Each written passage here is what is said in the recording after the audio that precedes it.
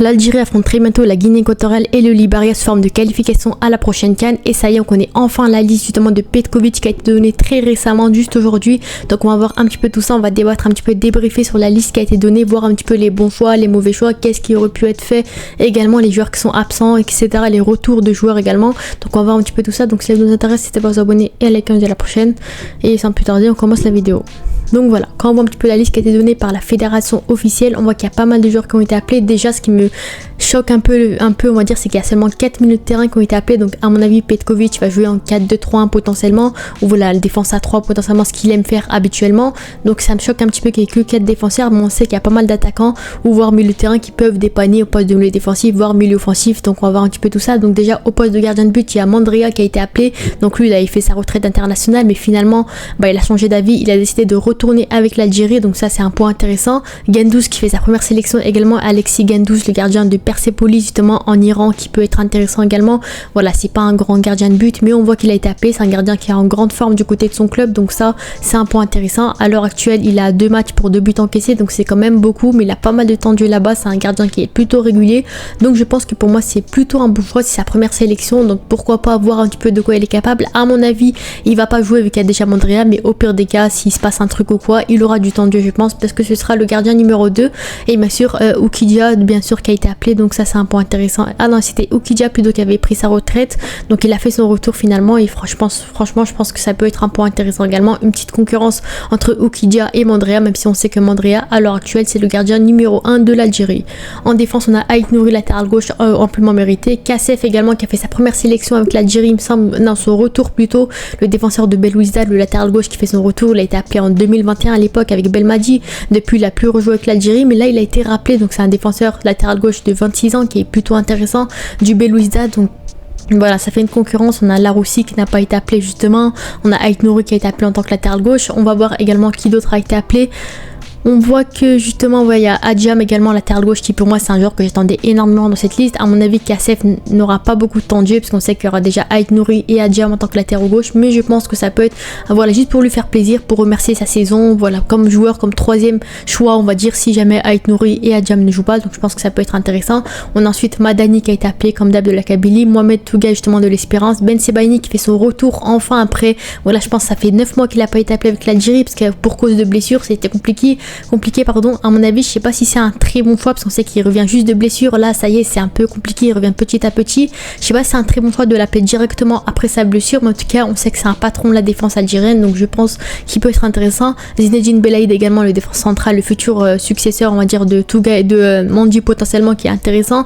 Mandi qui a été appelé comme d'hab, même s'il est très décevant, c'est qu'il a beaucoup de temps de jeu avec le LOSC, qu'il est souvent appelé avec l'Algérie, c'est un vétéran entre guillemets de la défense, donc tant qu'il n'aura pas pris sa retraite, à mon avis il sera appelé. Youssef Attal en tant que latéral droit, et Mohamed Farsi bien entendu, enfin, petite surprise que j'attendais énormément, mais le seul problème c'est le fait qu'on va parler de Youssef Attal à l'heure actuelle, contrairement à tous les autres, il n'a pas de club, donc je sais pas si c'est un très bon choix d'appeler un joueur qui n'a pas de club, qui n'est pas en grande forme on va dire, il n'a pas repris sa saison, du coup c'est un latéral droit, on sait qu'il était vraiment intéressant, c'était un espoir de l'Algérie comme étant vu comme étant le meilleur latéral droit, etc., mais malheureusement les blessures l'ont tué, ça a été très compliqué pour lui. Il avait fini par rejoindre justement Adana Demirspor en Turquie pour cause de problèmes à logistique et extra sportifs, et là depuis il a plus de club, donc je sais pas si c'est un très bon choix d'appeler un joueur qui n'a pas de club, mais voilà, il a été appelé, il faut le respecter dans tous les cas. Je sais pas s'il va beaucoup jouer également en tant que latéral droit, mais voilà, dans tous les cas il a été appelé. Et bien sûr Mohamed Farsi, c'est un joueur que j'attendais énormément à ce point là, j'avais fait une vidéo justement sur les joueurs que j'attendais dans ce rassemblement, et j'avais mis Mohamed Farsi parce que pour moi, certes il joue à Columbus en MLS championnat, pas très ouf non plus, mais c'est un joueur qui est en grande forme, qui est très bon,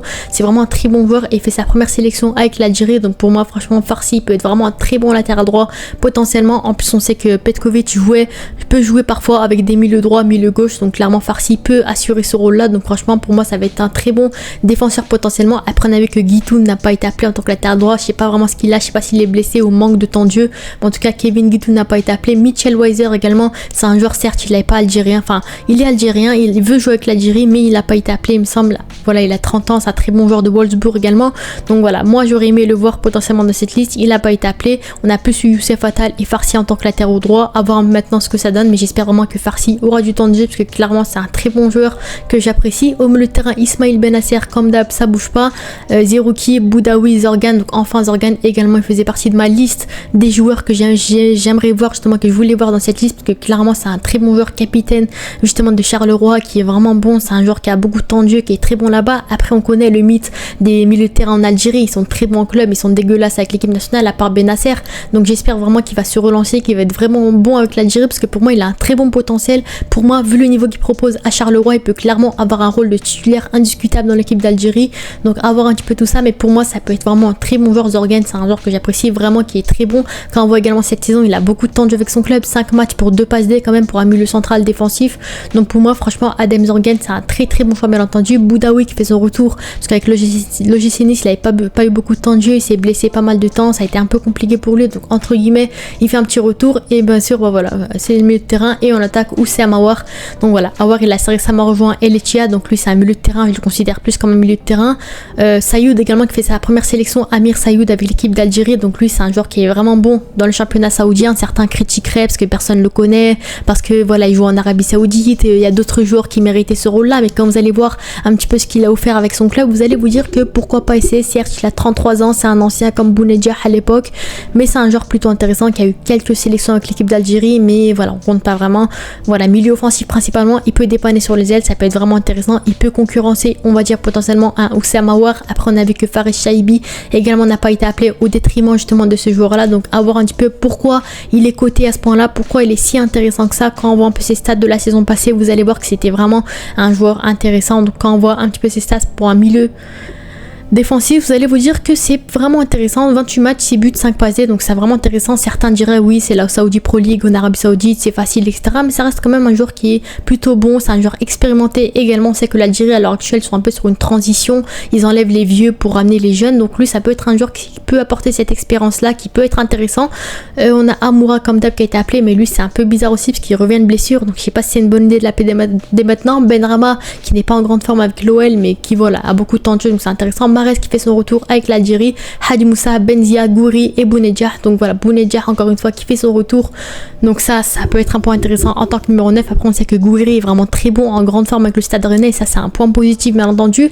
Après on a vu que Yassine Brahimi qui n'a pas été appelé également, alors qu'il a été appelé à la dernière CAN il me semble, mais voilà en tout cas globalement c'est une liste on va dire plutôt intéressante. C'est pas ouf non plus quand on voit un petit peu les tweets de @Jazeer qui ont été faits sur la liste qui a été donnée, donc allez follow @Jazeer, c'est vraiment un compte vraiment intéressant sur toute l'actu algérienne. Mohamed Amoura est convoqué pour le rassemblement de septembre, l'attaquant de Wolfsburg est pourtant absent des terrains depuis plus d'un mois, donc ça c'est pas vraiment un choix que je comprends vraiment, parce que certes c'est un joueur qui est en grande forme, qui était très bon avec l'Union Saint-Gilloise, qui peut être bon avec l'Algérie etc, c'est un potentiel, mais il revient de blessure, donc je sais pas si c'est un très bon choix, mais en tout cas il a été appelé.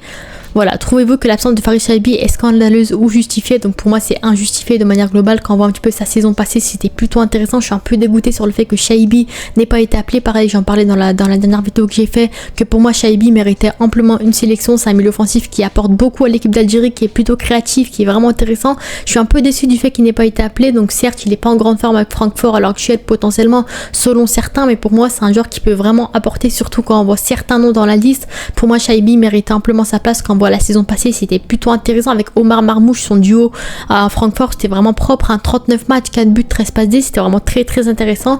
Donc moi je comprends pas du tout son choix, le fait qu'il n'ait pas été appelé.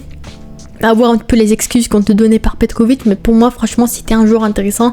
Malheureusement il n'a pas été appelé, c'est un joueur que j'attendais énormément dans l'attaque d'Algérie. En plus on l'a vu récemment, la dernière fois qu'il n'a pas été appelé c'était un peu compliqué pour l'Algérie. Certes c'était plutôt propre avec Benzia qui était très bon, des Bakrar qui ont été bons etc, mais pour moi il aurait pu être intéressant, parce que heureusement Benzia a été appelé, parce que heureusement qu'il a été bon au dernier rassemblement. Mais quand on voit la plupart, Sayoud n'a jamais été appelé, Amoura c'était plutôt bon, Benrama il me semble qu'il n'a pas été appelé, ou bien on l'a pas vu, Mahrez n'a pas été appelé, Hadi Moussa était un peu décevant, passe le gâcher sur l'aile droite. Après il y a Bouanani également qui n'a pas été appelé, mais pour moi c'est un peu mérité parce qu'il n'est pas assez performant, j'ai l'impression, avec son club. Certes c'est un jeune potentiel qu'on attend beaucoup, le successeur de Mahrez etc, mais pour moi Bouanani c'est un peu trop faible on va dire, sans manquer de respect. Je pense qu'il doit encore s'améliorer ou faire une bonne saison, et pourquoi pas ensuite être appelé par justement Petkovic. Ensuite bah voilà, on a a Mahrez qui a fait son retour. Ça je comprends pas du tout parce que pour moi Mahrez c'est un joueur qui doit arrêter sa sélection avec l'Algérie. Pour moi il a fait un très bon passage 2021, ensuite il avait gagné la coupe arabe etc 2019 2021, mais depuis c'est un peu le néant, enfin surtout depuis 2024 c'est un peu le néant, c'est très compliqué pour lui, surtout la dernière CAN où franchement voilà, c'était un peu décevant, on va pas se cacher. Pour moi, c'est un peu la fin de l'ère du capitaine, de la légende algérienne. Parce que franchement, pour moi, il faut laisser un peu la place à la jeunesse, mais avoir un petit peu ce qu'il pourrait proposer, ce que Petkovic aimerait faire avec ces joueurs-là. Ensuite, on a Monsef Bakrar qui n'a pas été appelé malheureusement, le joueur de New York City qui a joué le dernier rassemblement, qui a été plutôt bon, on va dire. Il a marqué un but, il me semble, même pas. Donc voilà, c'est un peu compréhensible parce qu'au dernier rassemblement, il n'a pas été intéressant, mais il a que 23 ans. Pour moi, il faut lui refaire confiance. Après, on a déjà des buteurs, hein. Il y a déjà Bounedjah, il y a déjà Gouiri et c'est tout. Donc pour moi, voilà, avoir peut-être Sayoud également qui peut jouer à ce poste-là, mais voilà, pour moi on aurait pu l'appeler. Et bien sûr Bachir Belloumi, ça c'est le pire pour moi, il mérite largement sa sélection. C'est un très bon joueur intéressant, surtout c'est un ailier droit. Quand tu vois les niveaux de Mahrez, de Hadj Moussa à l'heure actuelle, tu te dis que Belloumi avait sa place tous les jours avec l'équipe d'Algérie. Il est vraiment très propre, il est vraiment très bon. Je comprends pas du tout le fait qu'il soit pas appelé, parce que pour moi Belloumi c'est un très bon joueur et qui mérite bien sûr sa sélection. Après, à voir un petit peu voilà ce qu'il veut faire, pourquoi il l'a pas appelé etc, mais en tout cas pour moi il méritait d'appeler. Après il y avait Ibrahim Madza que certains attendaient, mais pour moi c'est pareil, c'est comme Mitchell Weiser, c'est un binational, on l'a pas encore convaincu, donc c'était compliqué de l'appeler directement. Mais en tout cas je pense qu'il y a encore du taf à faire par rapport à cette liste. Ensuite on a d'autres tweets qui ont été donnés par rapport à Shaibi. On a cite malgré qu'il soit libre de tout contrat, Youssef Attal a tout de même été convoqué. Certaines solutions à droite auraient pu être plus judicieuses, à l'image de Saad Radouani, Mehdi Dorval ou encore Mitchell Weiser. Donc j'en ai parlé de Mitchell Weiser. Après il y avait ces deux joueurs là qui pouvaient être bons en tant que latéraux droits. Donc voilà, Saadi Radouani, donc on va voir un petit peu qui il est par personnage. Je le connais pas Radouani, mais on va voir un petit peu qui il est. Donc à l'USM Alger il joue, c'est un arrière droit. Donc voilà, il a 29 ans, donc il est ambidextre, il peut jouer des deux côtés, donc ça c'est vraiment intéressant. Il a 2 sélections avec l'Algérie, donc il a pas beaucoup joué. Peut-être qu'il aurait pu être intéressant un peu plus que Youssef Attal déjà, parce que lui il joue en club, il est en grande forme, il est voilà, il est pas souvent blessé, donc peut-être que ça aurait pu être intéressant. Et le deuxième qui c'était Mehdi Dorval. Lui je le connais, par contre lui c'est un joueur plutôt intéressant qui aurait pu peut-être apporter, on va dire à cette équipe d'Algérie potentiellement. Donc attendez, Mehdi Dorval, voilà, de Bari en Italie, donc c'est un joueur plutôt intéressant en série B. Donc lui c'est un joueur qui a que 23 ans, c'est une pépite qui a joué que avec les U23, pareil, il joue des deux côtés, c'est un ambidex. Donc pour moi franchement lui par contre il aurait pu être intéressant à la place de Youssef Attal. Encore c'est un jeune joueur, encore Youssef Attal malheureusement il est très mauvais physiquement, il a beaucoup de blessures, c'est très compliqué pour lui. En plus il a pas de club, il est pas en grande forme, il est pas dans un rythme régulier. Donc pour moi franchement Youssef Attal c'est vraiment pas logique le fait qu'il a été appelé. Mais voilà, on va voir également ce qu'il veut faire de lui encore une fois. Ensuite on a pu voir que voilà, la plupart des gens donnent une note justement de 5 à 7 sur 10 sur la liste. Donc pour moi je donnerais à peu près la même note parce que je suis assez satisfaite on va dire de la liste de manière globale. Mais voilà, des joueurs comme Belloumi, des joueurs comme Farid Shaibi qui auraient pu être appelés, Bakrar, bon c'est un peu logique en vrai de vrai, mais voilà, des joueurs comme ça qui auraient pu être intéressants, même Dorval qui aurait pu être intéressant. Donc ça je suis un peu déçue, mais la plupart ça pouvait être plutôt bon.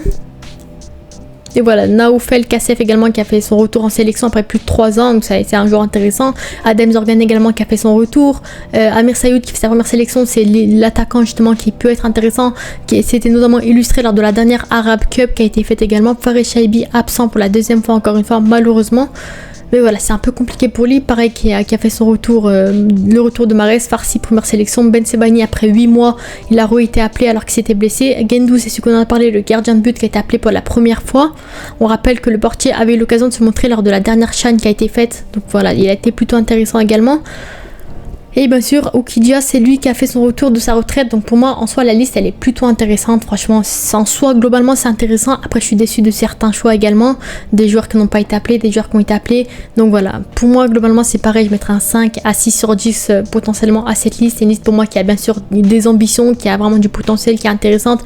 Et qui pour moi, par rapport aux 2 matchs qu'il va y avoir, à mon avis, l'Algérie a largement les capacités pour gagner ce match-là, sans manque de respect, bien entendu, au Libéria et à la Guinée équatoriale. Mais en tout cas, je pense que l'Algérie a largement les capacités pour se qualifier à la prochaine CHAN.